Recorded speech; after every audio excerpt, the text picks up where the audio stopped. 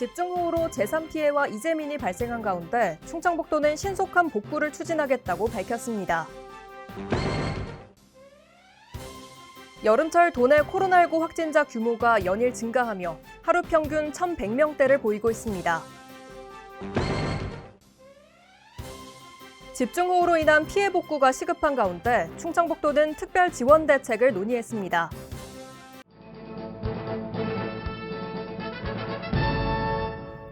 여러분 안녕하십니까? CBI-TV 충북 뉴스입니다. 첫 소식입니다. 집중호우로 재산 피해와 이재민이 발생한 가운데 충청북도는 신속한 복구를 추진하겠다고 밝혔습니다. 신속한 일상 회복을 위해 응급복구를 위한 장비 임차와 자재 구입, 방역 소독, 시설물 붕괴 예방 긴급조치 등을 신속히 실시할 예정입니다.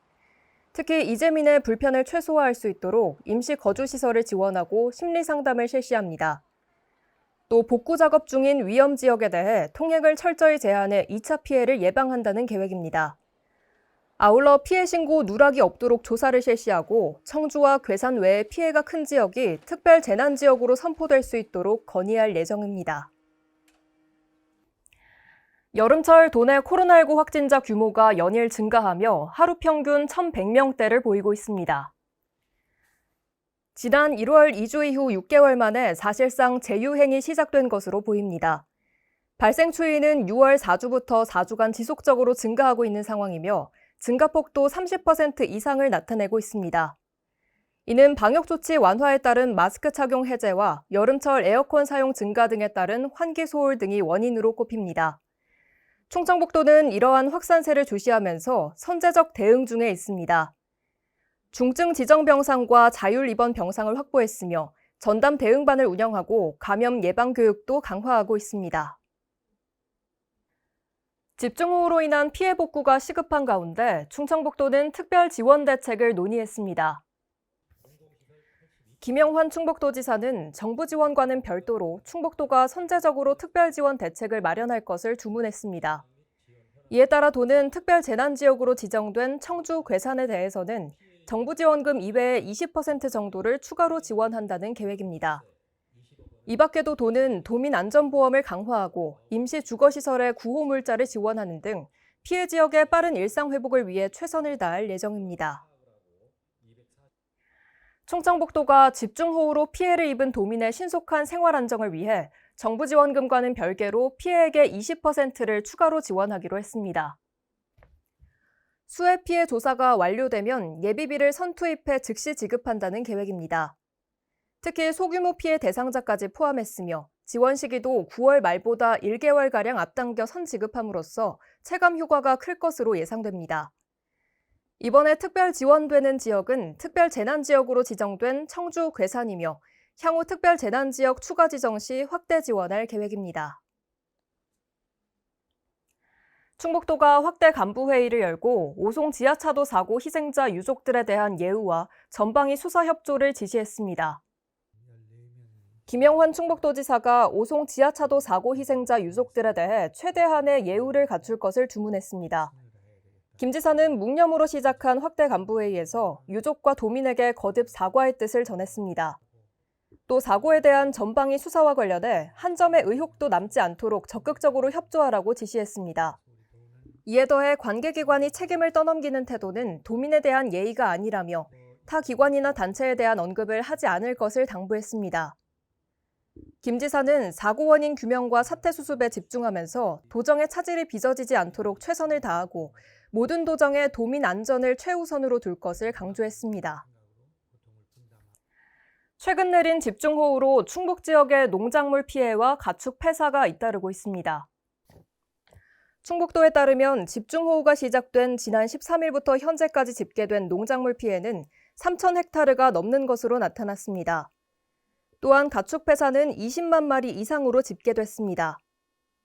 이러한 가운데 도는 농작물 배수 조치와 함께 폐사한 가축의 사체를 열처리하고 소독에 주력하고 있습니다. 도 관계자는 농작물이나 농업시설물에 대한 호우 피해 발생 현황을 지속 파악 중이라며 정밀 조사를 거쳐 수해를 입은 주민들을 위한 신속한 복구 작업을 벌일 것이라고 말했습니다. 충청북도는 집중호우 피해 특별재난지역으로 선포된 지역에 대해 지적 측량 수수료를 감면한다고 밝혔습니다. 이번 조치는 집중호우로 인한 주택 신축이나 복구 등에 소요되는 지적 측량 수수료를 감면해주기 위해 국토교통부의 승인을 받아 마련됐습니다. 주택과 창고, 농축산시설 등의 소실은 100%, 그 외 토지 등은 50%를 감면받을 수 있습니다. 수수료를 감면받기 위해서는 피해 사실 확인서를 발급받은 후 측량 신청 시 제출해야 합니다. 수해 피해 농가를 돕기 위해 온라인몰에서 기획전을 실시합니다. 수해 피해 농가 돕기 기획전이 청풍명월장터 온라인몰에서 오는 8월 20일까지 진행됩니다. 기획전은 집중호우 피해가 발생한 상황에서 도내 농가의 농산물 판매를 확대하기 위해 마련됐습니다. 청풍명월장터에서는 제철에 수확한 옥수수와 복숭아 등을 판매하며 최대 22% 할인을 진행하고 있습니다. 이번 기획전을 통해 농산물 온라인 거래가 확대될 것으로 기대됩니다.